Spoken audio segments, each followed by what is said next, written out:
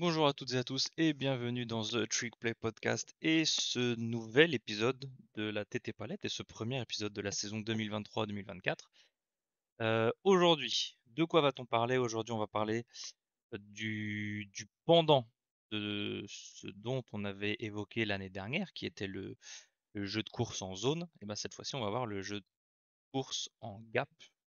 Donc là où dans le jeu de course de zone, pour simplifier, toute la ligne allait du même côté et le porteur de balle lisait la défense et les blocs et choisissait son trou d'attaque. Là pour le coup, le play call définit le trou d'attaque et comment on l'attaque. Est-ce que c'est une course simple ou est-ce qu'il y a du décrochement ou quoi? Et on va bien sûr voir tout ça. Pour commencer, on va quand même voir exactement quels sont les trous d'attaque, parce que ça c'est important, et le schéma que vous avez sous les yeux est universel, si ce n'est cette partie-là, d'accord, qui est spécifique à playbook que moi j'avais ou qu'on avait à la Courneuve, d'accord, qui était indiqué comme ça sur les noms de courses. C'est un peu particulier, mais c'est pas le cas pour tout le monde. Mais cette partie-là que vous avez sur sur les trous d'attaque, là par contre, sont les mêmes euh, pour tout le monde. D'accord? Le principe étant relativement simple, le principe étant que euh, les chiffres pairs indiquent une course à droite, les chiffres impairs indiquent une course à gauche, et plus le chiffre est grand, plus la course est vers l'extérieur. Voilà. Je peux pas plus simplifier ça. Donc, nonobstant les chiffres des dizaines ici, quand on utilise un chiffre des unités, donc je sais pas, avec maintenant avec Madden et NCAA College Football, si jamais vous avez un counter 6 par exemple, 6 indique qu'on va attaquer dans le gap 6, d'accord? Et qu'on va jouer une sorte de counter. Je vous montrerai exactement après ce que c'est, bien entendu, d'accord? Mais souvent le dive, par exemple, le dive va se jouer en 0 ou en 1, d'accord? Donc sur la fesse droite du centre si c'est un 0, sur la fesse gauche du centre si c'est un 1. Et ensuite vous avez les types de courses, voilà, ça c'est pour nous, hein, mais c'est des noms, comment dire, c'est des noms assez universels, d'accord? Nous l'inside zone on le jouait plus ou moins en 2-3. L'ISO ensuite va se jouer en 4 ou 5. Le lead se joue au milieu. L'outside zone va souvent se jouer en 6-7. Pareil pour le counter ou le power. Tout ce qui est toss va se jouer à l'extérieur, donc 8 et 9. Donc là, vous voyez que c'est ces joueurs-là ici qui sont les tight ends. Donc voilà, si jamais j'avais un tight end de chaque côté, ça donne ceci. Okay, donc il faut d'abord comprendre cette base-là, d'accord, cette nomenclature, pour ensuite savoir exactement ce qu'on va faire. Là, j'utilise l'exemple que nous on avait, effectivement, c'était on utilisait un, un système avec le chiffre des dizaines qui indiquait qui courait et le chiffre des unités qui indiquait où on courait. Donc le jeu le plus commun qu'on a, on va dire, c'est le 32-33 zone, inside zone. Donc 30, vous avez les trentaines, donc c'est le tailback qui va porter la balle en trou 2 ou 3. Et si jamais vous avez un fullback dive, ça va être du 20-21 dive. Si vous avez une jet sweep par exemple avec un receveur, ça va être 48 ou 49 parce que c'est un receveur qui porte la balle. Si vous avez un, je sais pas, un QB power, ça va être un 15 ou un 16 et ainsi de suite. Ça, c'est notre nomenclature à nous, c'est pas forcément la même. Ce qui reste sur la nomenclature, c'est ce chiffre des unités ou ce chiffre unique qui va indiquer où est-ce qu'on court. Et encore une fois, je répète, à droite les chiffres pairs, à gauche les chiffres impairs, et plus le chiffre est grand, plus on court loin du centre ou loin de là où la balle était snappée. Donc maintenant qu'on a vu ça, on a vu cette base, maintenant on va voir quel type de course il y a et on va pas faire de tableau blanc. Je vais pas vous montrer les schémas, on va passer tout de suite aux vidéos avec des exemples concrets, pardon, idéalement même avec des exemples concrets des vidéos de match de la Week 2 2024 de College Football et on va voir qu'est-ce qui s'est passé sur cette Week 2 via les équipes qui jouent du gap scheme, du power run comme ça. On va donc commencer par le match South Florida-Alabama. Donc Alabama classé numéro 4 au pays, d'accord. Comme on l'a dit, hein, Alabama qui a eu un peu de mal à se défaire des Bulls de USF. Le score s'est un peu dessiné dans le quatrième carton. Là, comme vous le voyez, on est à 10 minutes, enfin au bout de 5 minutes de jeu dans le troisième carton. Et là, UCF va revenir au score. Euh, alors, on va revenir à 13-14 en tout cas. Et premier type de jeu, c'est ce qu'on appelle le dive. D'accord? Donc, le dive, c'est hyper simple. Ok? C'est en gros, c'est surtout dans cette configuration dans cette configuration de goal line, d'accord, ça va être big on big. Donc on va bloquer le big devant nous et idéalement on essaie de libérer le gap autour du centre, d'accord. Là vous voyez cette formation avec deux tight ends, même si bon là je pense que c'est plus un wing parce qu'il a l'air vachement fin le tight end. Là ça a l'air d'être un sixième lineman. Là je pense que le tight end est ici. Là vous avez le porteur et un receveur, d'accord. Donc en tout cas on a condensé la formation, c'est ça qu'il faut voir, ok. Et qu'est-ce qu'on va faire côté USF? Et ben c'est big boy on big boy, d'accord. C'est gagner le match-up contre son vis-à-vis direct, être le plus bas possible. Voilà. Voilà, tout le monde bloque tout droit, il n'y a pas de décrochement, pas de fioriture ni rien. Ok. On va tout droit, on rentre dans le tas, on se retrouve avec une course assez simple, en ligne droite, d'accord, big on big, et on va scorer. Ça, c'est le dive. Okay, le dive, je peux rarement faire plus simple. Vous verrez pas mal d'équipes qui jouent avec du 2 back. Là, c'est très rare en college football, en I par exemple, et qui vont jouer du fullback dive. Donc c'est une course du fullback droit. Ok, ça arrive très rarement. Et sinon, c'est un des jeux de base que vont jouer les équipes comme Army, Navy, d'accord, sur leur wishbone, flexbone. En tout cas, quand ils le jouaient comme ça, c'est le jeu de base de la wing tee par exemple. C'est soit le dive, soit le trap. Le trap, on va le voir juste après. Mais ce sont ces jeux relativement simples et qui ne sont pas designés pour avoir un énorme gain. D'accord. Le dive, en général, vous allez prendre 3-4 yards. Moi, je sais qu'un coach qui vous dit on prend 4 yards sur un dive, on est bien. Ok. Donc, je ne peux pas faire plus simple que ça. On vient de voir le dive. Ensuite, après le dive, qu'est-ce qu'on a? On reste toujours dans les courses relativement à l'intérieur, d'accord? On a le trap et le wham. Ok. Alors, le trap et le wham sont faits décrocher de manière relativement courte, soit un O-line, soit un H-back, flex-back ou wing-back ou ce que vous voulez, d'accord? En général, le wham se fait de l'extérieur vers l'intérieur et le trap se fait de l'intérieur vers l'extérieur. Ok. Donc là, vous voyez qu'il y a un trap, je crois que sur ce jeu-là, il y a un trap et un wham en même temps, si je ne m'abuse. Voilà. C'est un jeu qui est beaucoup utilisé pour des D-line qui sont très performants, qui pénètrent très facilement la ligne. Et en fait, le but, c'est de les laisser libres et de les bloquer à angle pour courir dans leur dos. Là, vous voyez, du coup, j'ai utilisé des images NFL, d'accord, parce que c'est des jeux qu'on trouve très rarement en college football, où les exemples sont très compliqués à trouver. Donc, j'utilise une petite vidéo NFL parce que ça arrive beaucoup en NFL, un peu plus en NFL, on va dire. Et donc là, vous voyez qu'on va laisser la tech 1, laisser la tech 3. D'accord. On va avoir le centre qui va monter au second rideau, le tackle qui va monter au second rideau. Et en fait, ça permet d'avoir des angles. Et regardez, je me retrouve avec deux linemen qui vont au second rideau. Là, par contre, le tackle prend le end, autant pour moi. Mais je me retrouve avec second rideau, second rideau. Je donne un angle, je donne un angle. Et puis là, on va voir le running qui va prendre. Je vais dessiner, je me suis mis mon pen, on va dessiner comme ça. Le running qui va prendre cette ligne-là. D'accord. Et si jamais on laisse dérouler, c'est exactement ce qui se passe. Voilà. Donc là, un wham, comme je vous ai dit, ça vient de l'extérieur vers l'intérieur et ça peut se faire par un joueur en motion. Et là, vous voyez que c'est la tech 3 qu'on va laisser libre pour venir le bloquer à angle et venir courir dans le dos de cette action. Okay. Là, toujours la même chose. On vient wham sur la tech 3 ici. Vous allez voir que c'est le 84 qui va venir prendre l'épaule de la tech 3. Boum. Et tout de suite, on ouvre un gap assez facilement, hein, sans vraiment se compliquer la vie. Et on vient, trap, wham, 7 tech 3 et on court dans le dos. Et je pense que c'est Jonathan Taylor qui fait le taf. Alors après, effectivement, il y a deux types de traps. Donc là, comme indiqué ici, vous avez le trap court et le trap long. Le trap court, en général, c'est quand on va bloquer une tech 3, donc un intérieur D-lineman. Et le trap long qu'on verra ensuite, c'est quand on va bloquer souvent un DN. Donc là, le trap court, vous voyez, on court en plein milieu, on se casse pas la tête. Mais par contre, le trap long, là, vous voyez, c'est le garde droit qui va venir bloquer le D-end à l'opposé, là, qui est en wide 9. Et donc, voilà, trap long. Là, le taf il fait ici, donc je pense que voilà, le running vient là, mais on avait bien un gap qui s'était ouvert. Si jamais je reviens un tout petit peu avant, voilà. On se retrouve vraiment avec ce qu'on cherche, avec un bloc dans ce sens-là. Et là, vous voyez que les tight ends et les linemen de ce côté-là, on a vraiment créé donc ce qu'on appelle des butt side, hein, c'est ça que doit lire le running. Si jamais ça s'était pas autant ouvert au milieu, on avait créé ce qu'on voulait, ce qui veut dire on donnait un côté fesse à chaque pour tout le monde et puis le running aurait pu courir.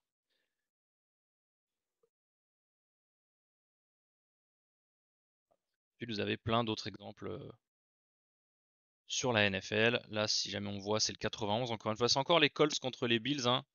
Ils l'ont beaucoup joué. Là, encore une fois, on vient wham le 91 en Tech 3 et on court dans son dos. Je sais pas si c'est le même match, mais c'était visiblement un truc spécifique. Là, vous voyez encore les Colts. Encore une fois avec le tight end. Là, qui était en wing. Et là, il va venir wham la Tech 1.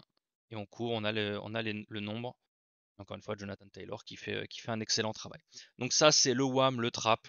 Le trap aussi, le trap court, comme on a vu sur une Tech 3, ça fait aussi partie sous certains playbooks de la base de la wing tee, ainsi de suite. On peut jouer la base de wing tee avec la course du fullback en trap. D'accord, ça se fait beaucoup aussi. Et donc du coup, un autre dernier exemple, encore une fois NFL, parce que j'ai pas forcément trouvé autre chose. C'est dès cette première semaine de NFL, donc de la week 1 entre les Seattle Seahawks et leur maillot que je trouve relativement immonde, le throwback là, bleu comme ça, contre les Broncos. Et vous voyez, alors là, j'ai pas réussi à prendre avant, donc là, c'est le. Voilà, vous voyez que on va laisser 98 la Tech 3 ici, on a le garde à l'opposé qui va venir pull sur lui. Et comme ça, les linemen vont pouvoir monter au second rideau. Essayer de le dérouler petit à petit. Vous voyez, on laisse la Tech 3. On vient le bloquer à l'épaule ici.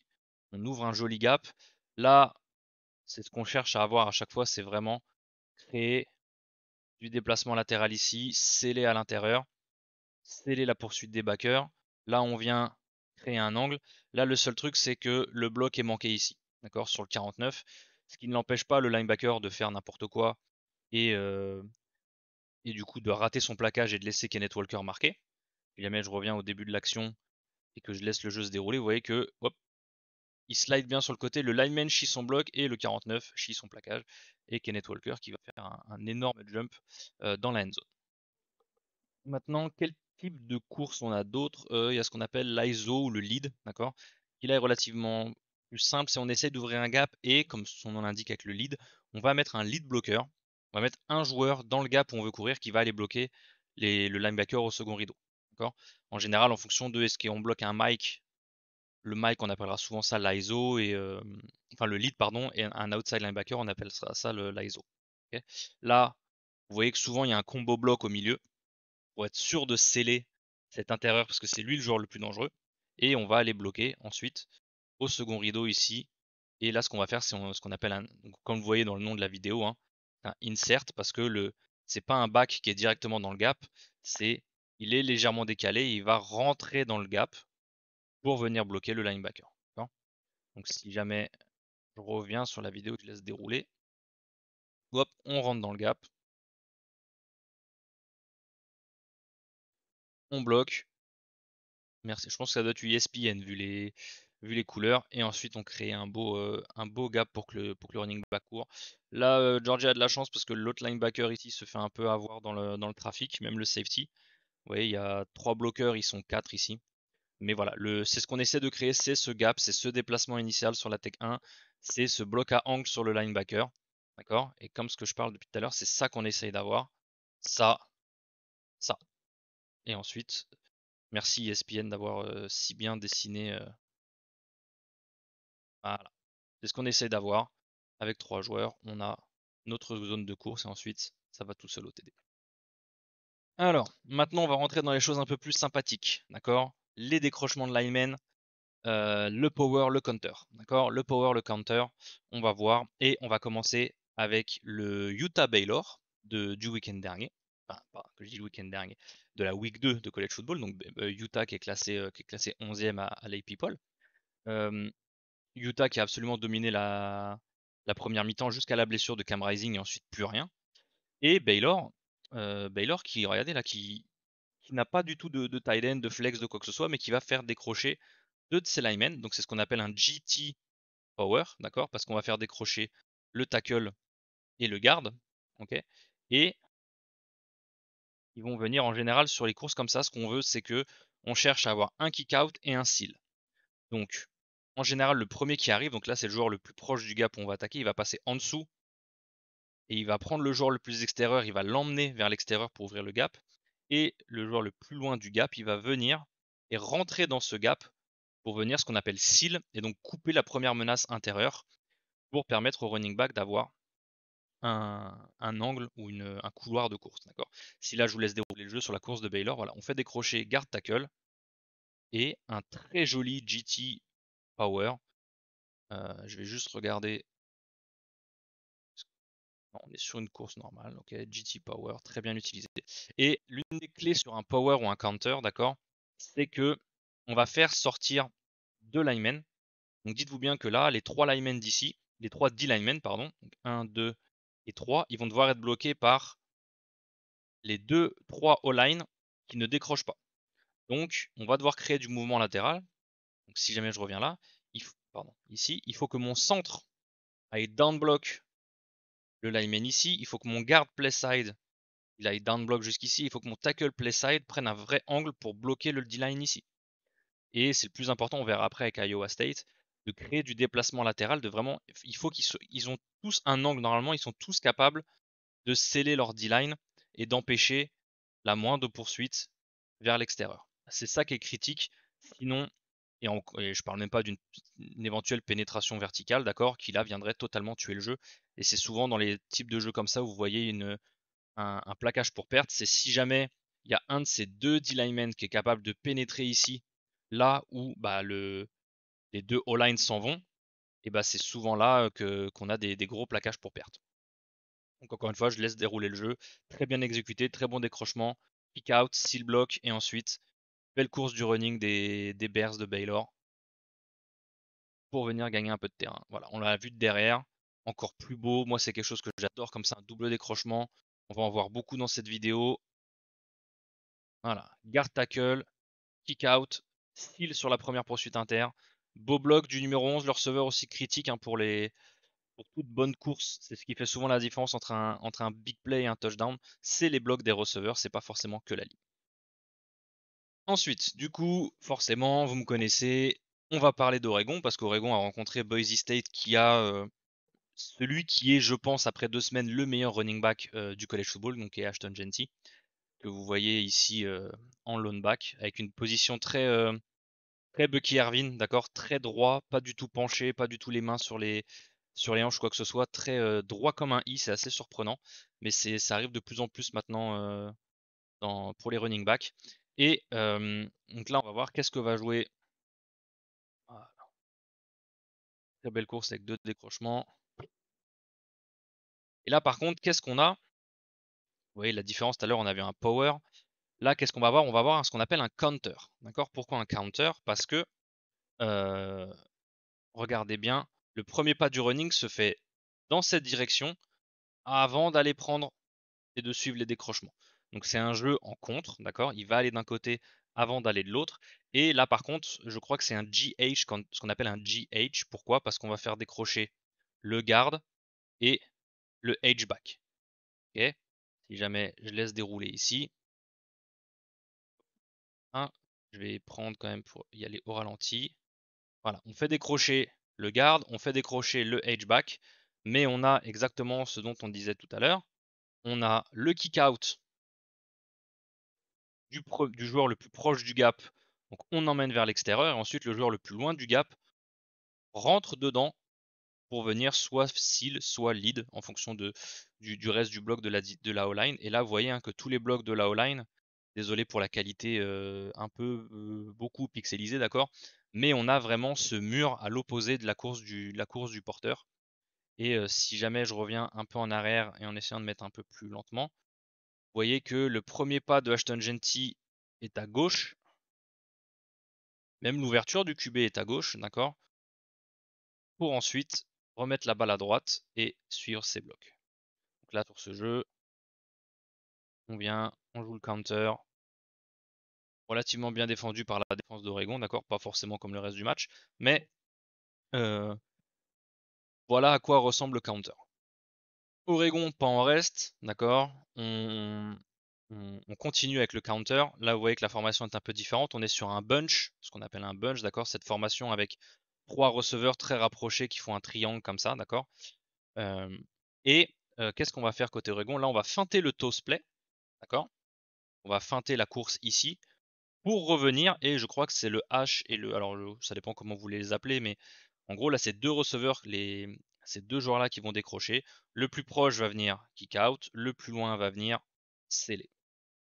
Et Jordan James va venir chercher le gap ici. Si jamais on laisse dérouler, je vous laisse dérouler à vitesse réelle d'abord. Voilà. Là, ça a attaqué très fort dessus, donc c'était un peu compliqué de faire les blocs. D'accord. Mais en général, c'est comme ça qu'on définit, d'accord, les règles de bloc, c'est la ligne où les joueurs qui ne décrochent pas ont la responsabilité de tout le monde, sauf les deux joueurs les plus extérieurs. Sur un power ou sur un counter, c'est souvent ces deux joueurs-là, d'accord, les deux joueurs les plus extérieurs, qui sont laissés libres pour venir. Alors, j'ai mis la flèche jusque là, mais ça vient bloquer ici, hein, d'accord.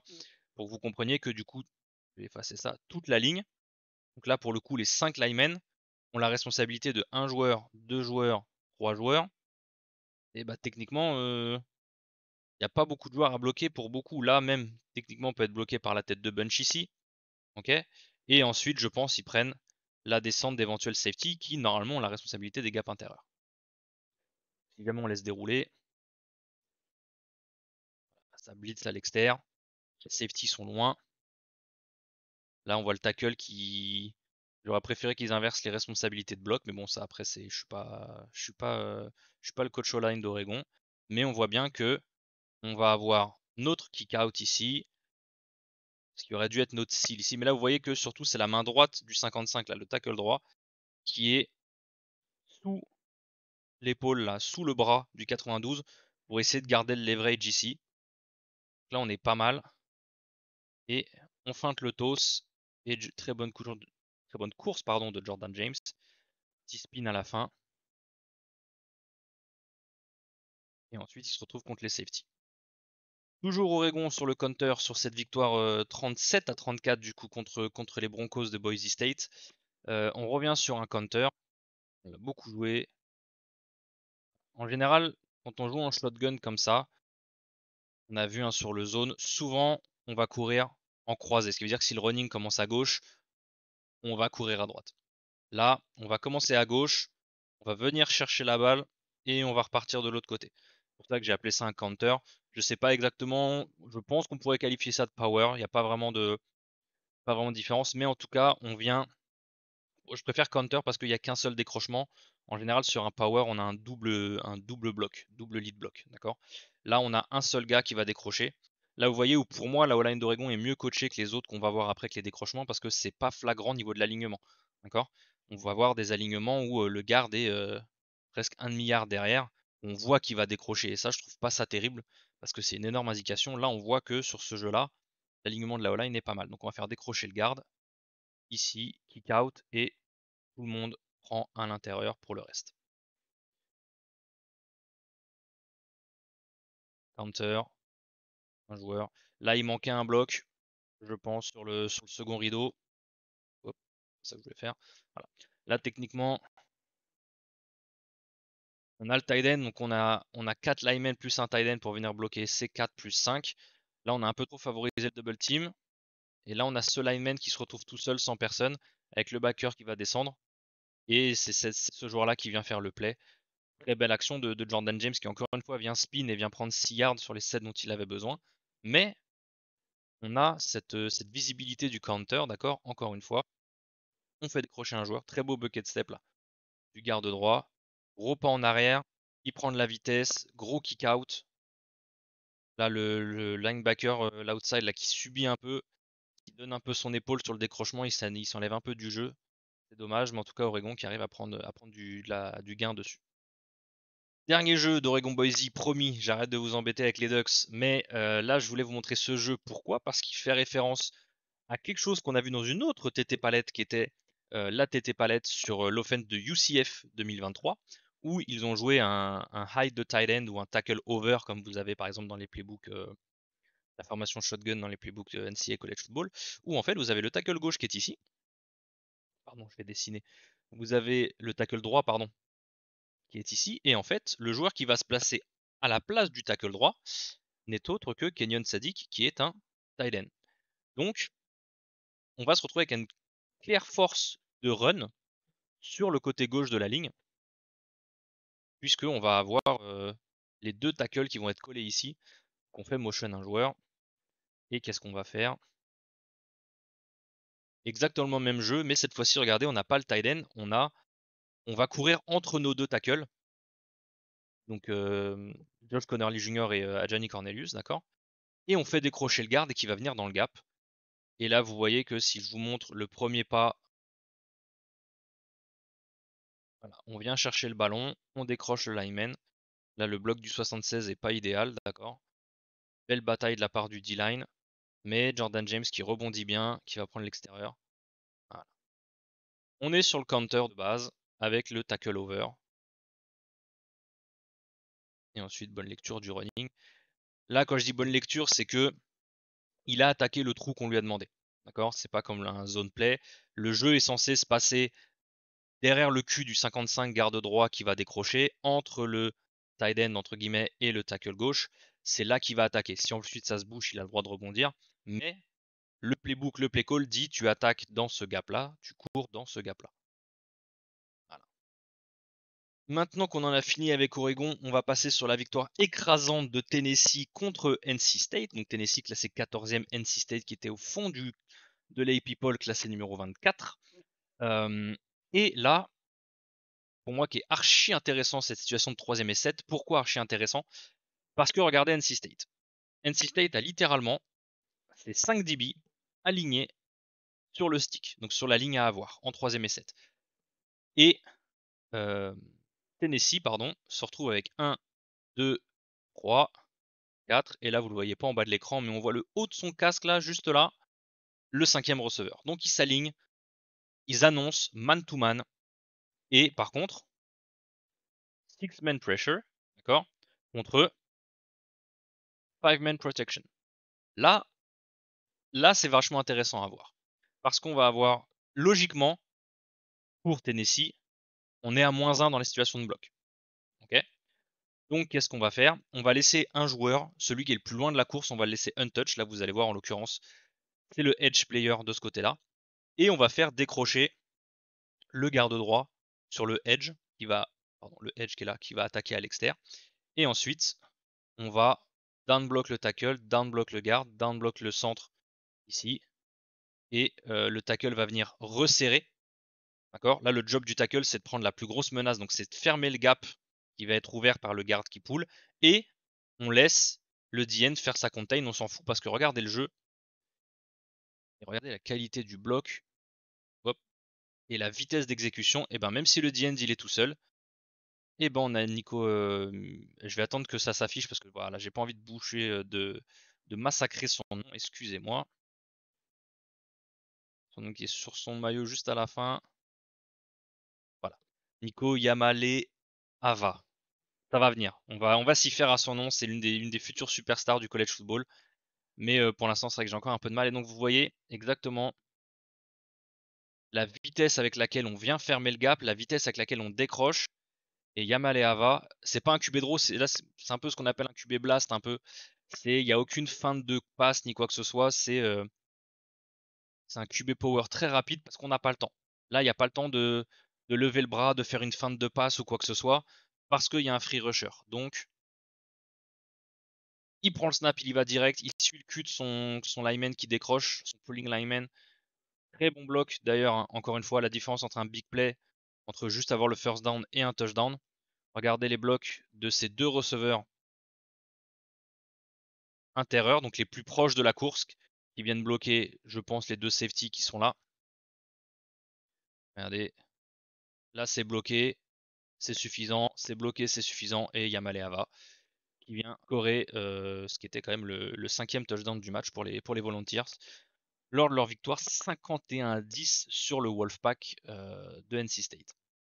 Toujours Tennessee, et cette fois-ci j'aurais pu commencer par là effectivement parce que c'est leur premier touchdown. Un très joli GH Power pour le premier TD du match pour Samson. On va faire... Et regardez, c'est ça que je disais tout à l'heure quand je parlais de l'alignement des linemen.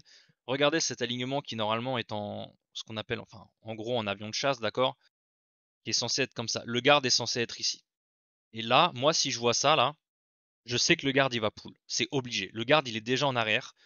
Son alignement est même limite. Il est aligné presque avec le tight end qui est au bout du bout de la dérivation, là, d'accord? Donc là, on sait qu'il va pull, d'accord? Mais c'est pas grave parce que ça passe, parce que Tennessee est au-dessus.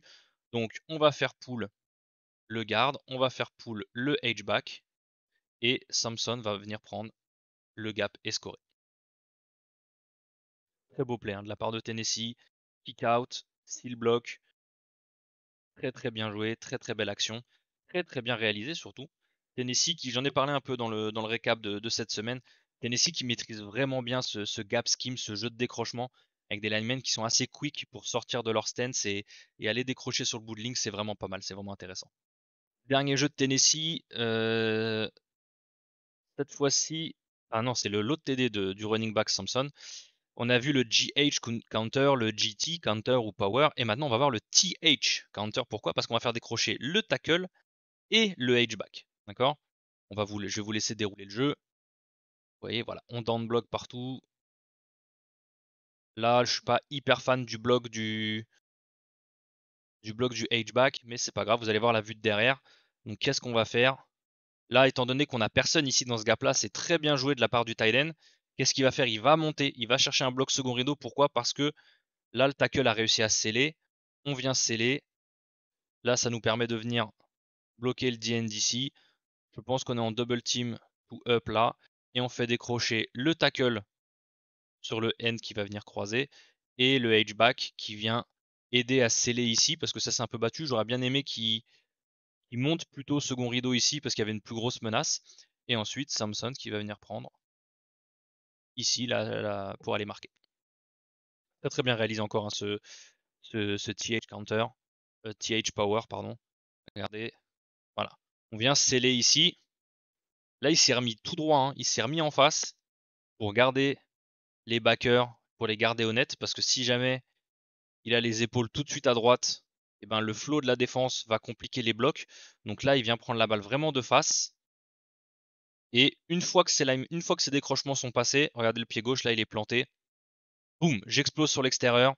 Je profite de mon kick out, je profite de mon steel block. Je prends l'extérieur et ensuite contre le safety ou le corner. Prise de vitesse. Stiff arm pour éviter que la main vienne toucher.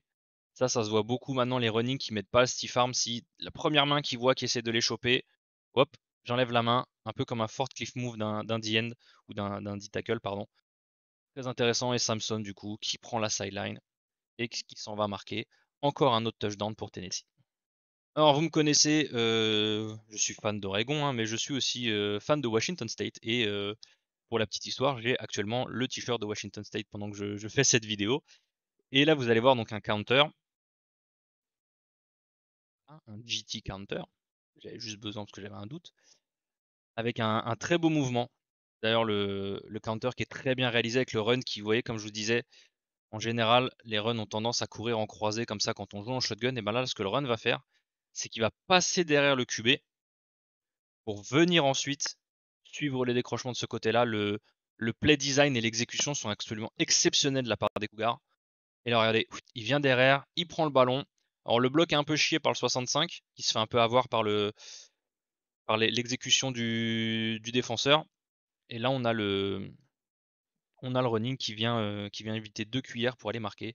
Et donc, vous voyez, normalement, on a le kick out ici, le seal ici, et le run qui vient prendre entre les deux. Flèche très très mal dessinée. On va y aller au ralenti. Vous voyez hein, cette vitesse avec laquelle le tackle sort de son stance. Il fait limite un pas d'outside zone là. Il vient chercher à l'extérieur. La double team pour rentrer le tight end pareil. Regardez l'angle qu'il a. Là le 17 il va pas au jeu. Lui il va pas au jeu, lui il va pas au jeu. D'accord? Ils ont tous un angle. Ils donnent tous un vrai butt side. Là il y a un wall, là il y a un wall, là il y a un wall. Et maintenant on vient kick out ici. Et ensuite on est censé venir lead, mais on se fait avoir par l'autre joueur qui arrive. Vous voyez le ralenti, voilà. Ah non, c'est le kick out qui se fait avoir, pardon. Tant pour moi. C'est le kick out qui se fait avoir et c'est le seal par contre qui scelle bien comme il faut. Regardez que il se fait un peu reculer, mais le point d'impact se fait avec l'épaule intérieure sur l'outside V, on va dire, légèrement sur l'épaule extérieure. S'il venait le taper de ce côté-là, en fait, ça faciliterait là, mais en fait, il a quand même son corps qui fait office de muraille là pour donner une bonne ligne à son running. Et ensuite, le running, qui va chercher très vite la sideline, qui évite la première cuillère, puis la deuxième pour aller marquer. Très très belle victoire d'ailleurs, hein, des Cougars de Washington State. Donc là, avec la vue télé, victoire donc de Wazoo 37-16 contre les Red Riders de Texas Tech dans ce qu'on a un peu appelé en hommage le Mike Leach Bowl, puisque Wazoo et T-Tech sont les deux derniers programmes à avoir été coachés par feu Mike Leach. Et donc là, on se retrouve sur un power qui est beaucoup plus classique, que vous voyez beaucoup plus en NFL, qui est un goal line power, où déjà vous vous retrouvez avec clairement un fullback. Voilà. Lui là, alors là c'est un tight end je pense, mais donc qu'est-ce qu'on va faire? Comme j'ai dit tout à l'heure, on va laisser les deux joueurs les plus à l'extérieur, donc en l'occurrence 1 et 2, et on va down block tout le monde, on crée une muraille de ce côté-là, d'accord? Et on va pull. Alors là en l'occurrence, regardez là, attendez que j'essaye de. Soit je suis allé trop loin, je suis déjà au snap. Voilà. Là regardez la formation. Regardez les pieds du garde côté gauche, là regardez où ils sont derrière tout le monde. Son casque est derrière celui de son tackle. Là moi je vois ça, je vous dis déjà que le garde il pull. D'accord? Et donc là on va pas faire pull le garde à l'opposé, on va faire pull le garde ici, kick out, le fullback qui vient sceller, et un des joueurs qui fait partie de la team All Name, vous allez voir s'afficher sur l'écran. Voilà, on fait pouler le garde, regardez le gap absolument énorme pour Luvansky Schlenbacher, d'accord. Là on va voir la vue de derrière, on fait pull vers l'extérieur. Comme on n'a pas trop de place, il n'y a pas trop d'espace, c'est souvent compliqué là-dessus avec l'équivalent d'un tight end là, qui est un défenseur qui joue tight end, de faire pouler le garde opposé, ça prend souvent du temps, surtout au niveau college où on n'a pas forcément que des joueurs très athlétiques ou les plus athlétiques, surtout que Wazoo est connu pour beaucoup jouer à la passe, pardon, qui sont souvent meilleurs en pass block qu'en run block.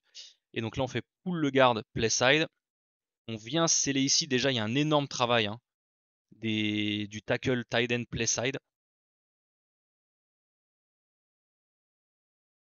Regardez la main à l'extérieur, d'accord? Primordiaux. On met la tête devant. Joli kick out. On crée un butt side. Et ensuite, le 24 qui passe le plus proche possible du bloc de la gauche de sa ligne et qui vient prendre la première menace intérieure pour Schlenbacher qui marque tranquillement. Très très joli touchdown en goal line. Très bonne exécution de la part de Wazoo. Et donc, comme on a dit, victoire 37-16 contre les Texas Tech Riders. Dernier exemple de power, on en a fini avec ce type de course. Les images du El Asico, vous l'appelez comme vous voulez, mais le derby entre Iowa et Iowa State qui se jouait du coup à Iowa cette année. Alors beaucoup de gens ont pensé que c'était un power A gap, et ben en fait c'est pas un gap A power, pardon. C'est juste qu'en fait il y a tellement de déplacements play side que le porteur de balle, et ben en fait il va pouvoir se permettre d'aller littéralement tout droit. Il commence sur la hash mark et il va presque rester sur la hash mark au moins de son point d'attaque. Donc là regardez, on fait des crochets.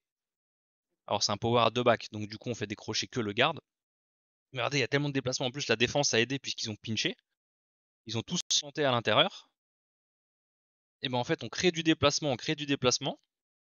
et le fullback, qui était même en strong ici, qui était aligné à son garde, il va même devoir rentrer à l'intérieur pour faire un bloc. Regardez, il se retrouve à la hash mark. Le garde qui vient pull là où était l'épaule droite de son centre. Regardez où est le reste de la D-line. Et là ensuite, on prend les deux blocs, on rentre dans le gap, et on vient prendre du yard. Donc, même si effectivement le trou d'attaque n'est pas forcément à l'extérieur, n'est pas pile ici comme on disait, mais en fait, si on arrive à créer assez de déplacements latéral, que ce soit par la simple force ou qualité athlétique de la O-line ou par un slant de la D-line qui là aide très clairement, et ben on se retrouve avec ce genre de choses. Oh, pardon, où il faut pas se laisser blairer, hein, c'est quand même ça reste du power, c'est juste qu'on a énormément de déplacements latéral. Dans cette victoire des Cyclones, 20-19 chez Iowa, qui était classé numéro 21 avant ce match. Enfin, là on a parlé de. Là on attaquait une sorte de zone de tight end ou à l'extérieur du tackle. Maintenant on va voir le pin and pull, qui est souvent joué en toss, d'accord? Donc toss c'est une sorte de passe de rugby, de sortie de regroupement de demi de mêlée vers son porteur derrière lui ou à côté de lui. Et donc le pin and pull, le principe c'est d'attaquer vers l'extérieur, d'accord? Donc là on va attaquer en gap 8 si on court à droite et en gap 9 si on court à gauche. Et le pin and pull, pourquoi? Parce qu'on va pin vers l'intérieur. Encore une fois, essayer de créer un wall avec les joueurs extérieurs. Là, je crois que faudra voir sur la vidéo, mais je crois que c'est tackle et H-back qui vont pull. On essaye de sceller l'intérieur pour ensuite faire décrocher des joueurs pour venir bloquer sur l'extérieur. Là, on va pas bloquer le bout de ligne, on va vraiment bloquer à l'extérieur. Donc effectivement, garde et H-back, on a un kick out tout de suite parce qu'on a une menace, mais la course se fait à l'extérieur et Jalen Milrow qui va scorer. Donc on est revenu sur le match où il y avait le dive, pardon. Mais comme j'ai fait les jeux de course par gap d'attaque, on va dire, on a commencé avec USF et on finit par USF Bama du coup. C'était le premier TD du match. On revient en arrière, on va voir ça. Et regardez, on va avoir le kick out là parce qu'on prend le joueur le plus dangereux et ensuite le garde qui va monter, qui va prendre le bloc. Encore une fois primordial, surtout sur un jeu à l'extérieur, le bloc du receveur play side. On kick out avec le receveur, on vient bloquer, on vient pancake même, et ensuite les qualités de coureur de Jalen Milrow font le reste. Voilà, on va avoir parfait, le ralenti avec la vue de la end zone, c'est toujours parfait. Et donc, voilà, regardez les premiers pas hein, des deux receveurs dans le bunch. C'est les épaules tournées, ils ont identifié le joueur qu'ils vont bloquer. Et là, vous savez que le 12, il va pas à la poursuite. Et je sais pas si c'est 8 ou 6, il va pas à la poursuite non plus parce qu'on les a scellés à l'intérieur. Le 13 qui veut prendre l'externe, qui veut forcer le jeu à son intérieur, il va se faire kick out. Et ensuite, le garde qui a pull, il va venir prendre ici. Il va venir pancake, je pense, le 2 qui vient au jeu. Et ensuite, ça laisse notre porteur en 1 contre 1 contre un DB qui descend. Et en fait, même le temps que le DB descend, on a déjà ce yard de gagné. Voilà. Pancake sur le 2. Le 20 qui est gêné par le pancake ici en plein milieu. Et Jalen Milrow qui vient scorer ce premier touchdown pour le Crimson Tide. Et enfin, on va finir parce que je trouve que je vous ai pas assez embêté avec Oregon. Comme on parle du pin and pull, il y a eu une masterclass de pin and pull qui a été cette victoire d'Oregon à Columbus, donc contre Ohio State en 2021, d'accord, où Oregon marque 3 de ses 5 touchdowns sur des pin and pull en modifiant la formation, en jouant same side ou croisé ou quoi que ce soit, mais il joue une base de pin and pull contre de la man. Donc regardez à chaque fois là, ça va courir à gauche. Donc là c'est le tight end DJ Johnson. Regardez, il vient pin à l'intérieur. Hop, on a pull derrière et on vient courir. Si je vous le mets au ralenti, voilà. On a le joueur de ce côté-là qui vient pin. En plus, comme ils sont en man, le corner l'a suivi, ils se rendent tout seul à l'intérieur. On fait pull un lineman. Là, je crois que c'est Ryan Walk, donc l'ancien garde d'Oregon qui est maintenant assistant coach.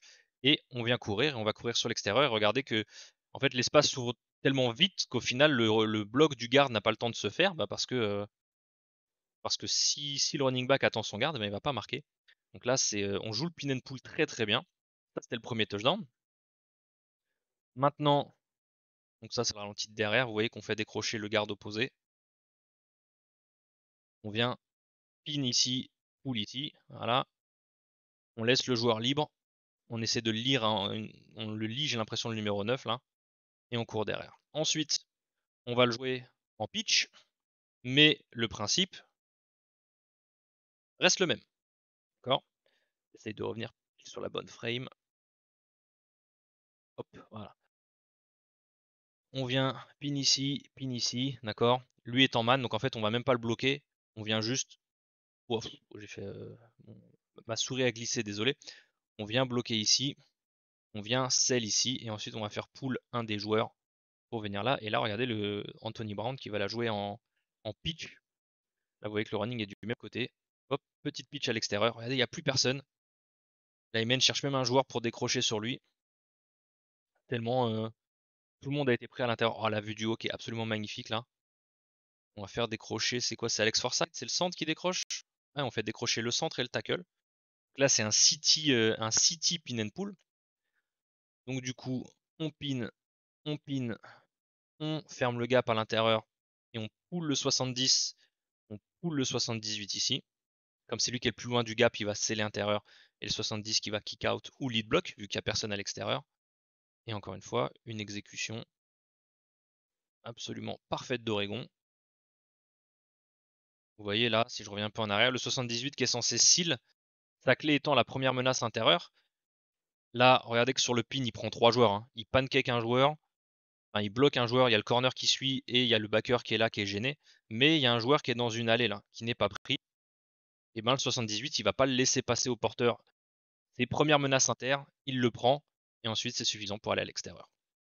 Ça c'est le deuxième touchdown de TJ Verdell, qui en marque un troisième d'ailleurs le plus iconique avec le call de Gus Johnson de 77 yards. Et là, c'est exactement la même chose, mais avec Travis Dye, donc le petit frère Dye, le running avec son style si particulier. Formation un peu différente, on va split un peu, mais le principe reste le même, on va pin et on va pull. Et on va courir derrière. Voilà. Là, cette fois, on pin encore on pull pardon, le Ryan Walk, le garde opposé. Là, on met tout le monde à l'intérieur. Le corner qui se fait enfumer, mais tout le match là-dessus. Il laisse partir. Et là, avec un running back de ce niveau, c'est déjà trop tard. En plus, il y avait Ryan Walk pour venir aider au cas où. Mais Oregon qui est absolument une pure masterclass de pin and pull sur ce match, sur cet upset en 2021 à Columbus. Et ben, ce sera tout pour nous. Ce sera tout pour nous aujourd'hui. Voilà, qu'est-ce que le gap scheme, donc le jeu de course en gap. Il y a quelques jeux de course que je n'ai pas forcément développés, comme le belly par exemple, ou d'autres hein, que vous pouvez trouver, ou le blast, ou le wrap, ou d'autres, parce que c'est juste un peu compliqué. Là, j'ai parlé de la base, d'accord? Donc le dive, le trap, l'ISO lead, le counter power qu'on voit énormément, d'accord? Et le toe spin and pull. Ça, ce sont les jeux de base du gap scheme en football américain. Comme d'habitude, si vous avez des questions, n'hésitez pas à venir commenter sur la vidéo. On essaie d'y répondre du mieux qu'on peut. Venez sur les réseaux, n'hésitez pas à like, n'hésitez pas à nous suivre. On va essayer de reprendre la TT Palette tout au long de l'année et de refaire d'autres vidéos avec les vidéos des différents matchs de chaque semaine. On essaye de continuer à vous proposer du contenu sur NCAA College Football 2025. Et voilà, continuez de nous suivre, on est toujours super content de vous voir. Là, on a les 1-2-6 qui devraient pas tarder, on a les récaps des semaines, voilà. Bonne journée à vous et à la prochaine.